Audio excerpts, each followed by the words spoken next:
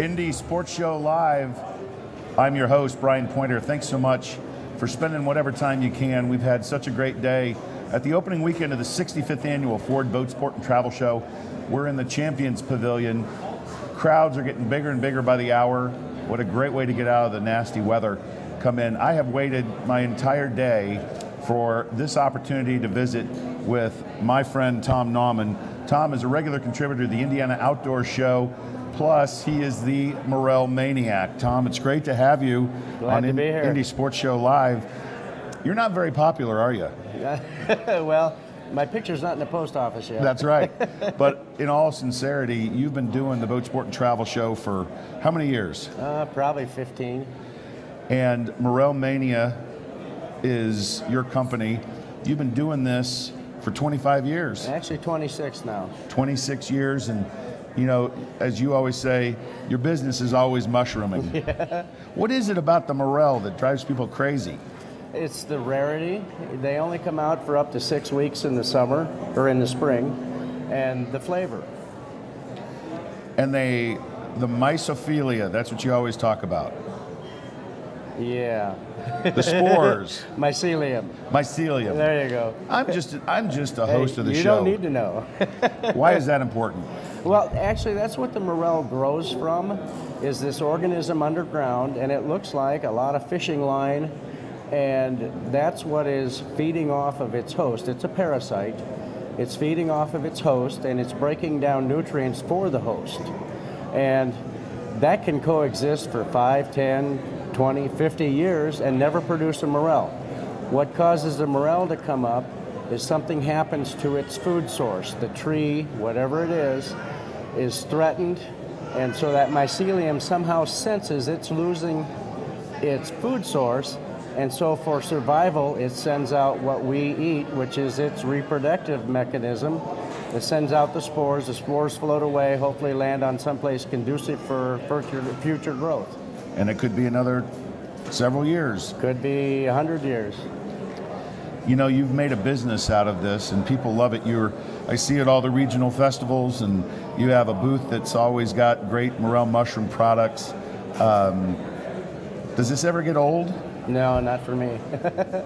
And no, you have a great website where you can actually track the mushrooms, and I've heard you tell stories that you can even find morels above the Arctic. Yeah, at the Arctic Circle. And when you're picking morels at the Arctic Circle, it's hot because it could be 95 degrees out, but that mycelium is down in the frozen tundra, and so you have to wear gloves or you're going to get frostbite fingers. Is that right? Yeah. Yeah, so they're actually cold. National Mushroom Day is October 15th. What do you do and celebrate National Mushroom Day? Eat mushrooms. Why wouldn't you?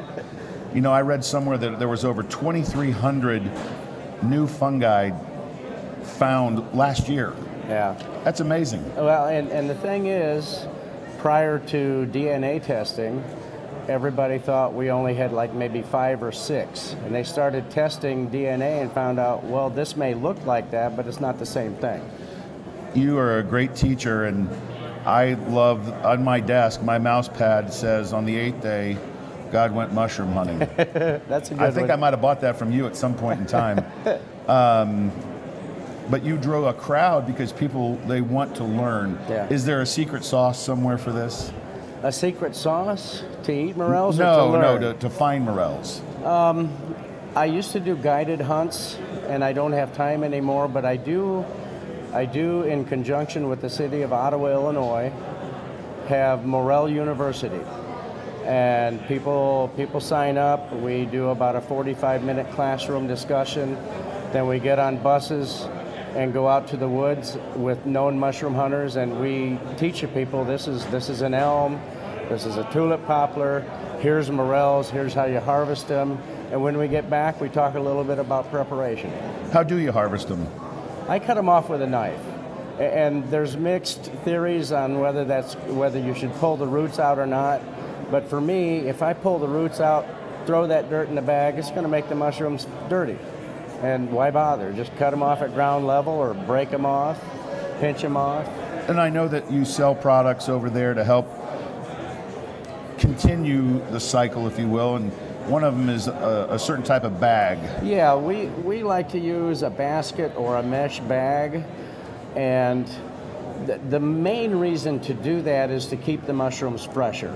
You carry the mushrooms in an old plastic bread sack with the top closed, you're going to see water beads forming inside that real quick, and that's because the mushroom's spoiling. It's 90% water, the mushroom's evaporating out, collecting on the bag. Number two is the spore release. The spores do float out, but about 90% of the mushrooms that are picked aren't ready to spore yet. When those pits are really closed and all you see is a line, it's not ready to go to spore. If you pick that, you're taking the spores with you, and that's fine because there's going to be plenty more come up and release spores. But the spores release when those pits open up wide and the ridges get real thin. So when is an ideal time to pick?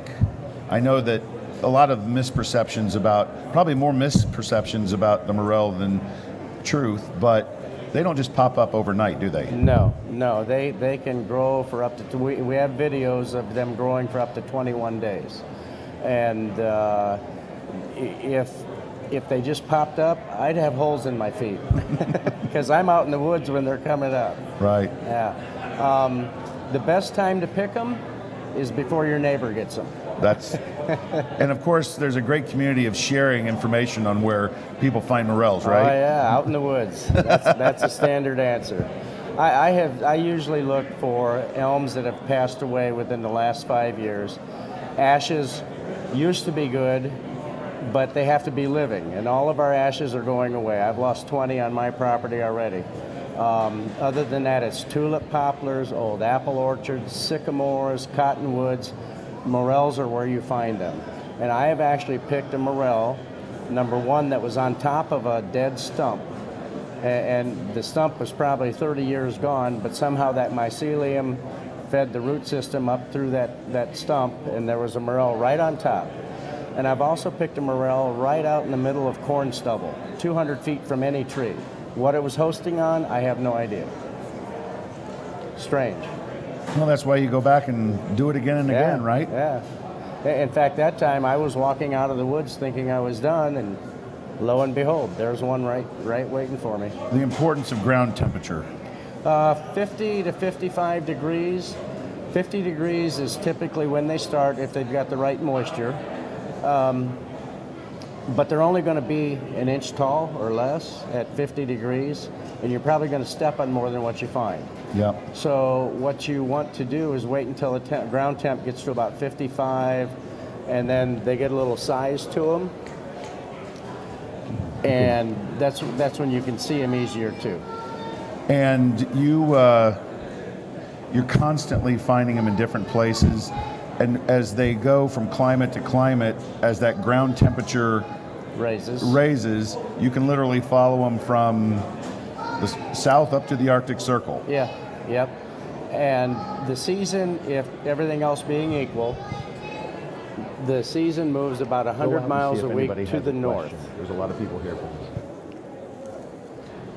But you have to remember ground temperature. You can find ground temperatures on a lot of farm websites because that's when the farmers know when to plant. But you have to remember what the ground temperature is out in the middle of the empty field is going to be different than what's in the middle of the woods. So you got to kind of use your brain to figure out logically what's going on. And it's also going to be different whether you're on the north-facing slope or the south-facing slope. Why is that important? Well, because the sun hits the south-facing slopes first and warms that ground, so that it's going to get that ground temperature before the other side of the hill. Do you think you've been asked every question there is about morel mushrooms? No. I heard a person tell me yesterday, is there any truth? She says, my dad told me that when a mushroom comes up, if it's bent over, it's pointing to other mushrooms. I don't know. Well, the morel maniac says it's true, so I believe it. I don't know. Well, you've got some folks out here in the crowd that I know are looking to. Anybody have a question? Go ahead, just real loud.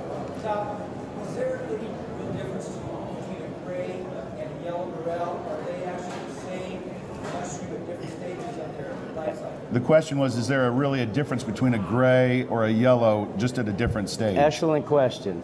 There are different grays, there are different yellows. We know that now through DNA. And some small grays grow up to be big yellows, and some small grays grow up to be big grays. And some little morels come up yellow, and some stay yellow, and some turn a little bit whitish. So, I don't know. So the answer is? I don't know. Only Mother Nature knows. Yeah. How about anybody else? Anybody else have a question for Tom? We're trying to make sure he gets all the questions answered that have never been asked before. In the short run, is there anything I haven't asked you that you want to tell people about morels or morel mania or the uniqueness of what you do? The only thing that I would like people to understand, and this is an old one and people have heard it, every mushroom is edible at least once. Yeah. Okay? And some mushrooms have enough protein that they will feed you for the rest of your life, which may be 8 hours. Okay, so know what you pick. A true morel has 3 features. It has true pits and ridges on the cap. You slice it in half, it is completely hollow. And number 3 is the cap and the stem connect at the base of the cap. You got those 3 features, you've got a true edible morel as long as it's not old and spoiled. So what do these things have in common? Witch's butter, wood ear, orange jelly, and brick cap. I'm not familiar with brick cap, but witch's butter and is a mushroom that grows typically on fallen wood, and it looks like butter, like somebody spilt butter along the side, and it is edible. I think though, yeah, I'm always scared about stuff, but there's so much edible that are fantastic out there in the woods. There are about estimating 10 mushrooms that will just flat out kill you, okay? And a lot of those are common here.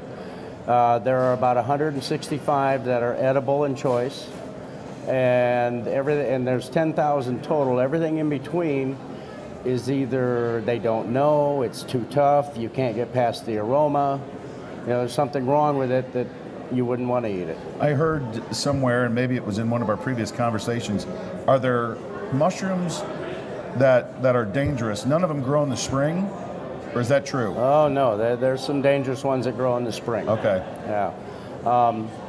The most common in the spring would be what's called the gyromitra, and there's about 7 different varieties of that, and typically they have a red heavy cap because it's not solid, and the stem is solid. And some people can eat those and be fine. Some people have died from eating them. So just be cautious and stay away. You might just want to go with a portobello at that point. Yeah. You have to remember the flavor of the portobello is cardboard where the morel is steak. And I know you have a particular way that you like to prepare. I just like them fried in butter. You get the most flavor of the morel that way. Little mushroom gravy? We do that too. My wife likes them breaded lightly with flour, but if you just cook them in butter, you eat yours first. That's right. Well, Tom, I encourage everybody to come over, have time with the Morel Maniac himself, Tom Nauman. We're at the Indy Sports Show Live. I'm your host, Brian Pointer. We're just getting started. We're going to be here next weekend as well. We're in the Champions Pavilion. It's the 65th annual Ford Boat Sport and Travel Show. Don't go anywhere. We got so much more to come. We're going to be back right after this.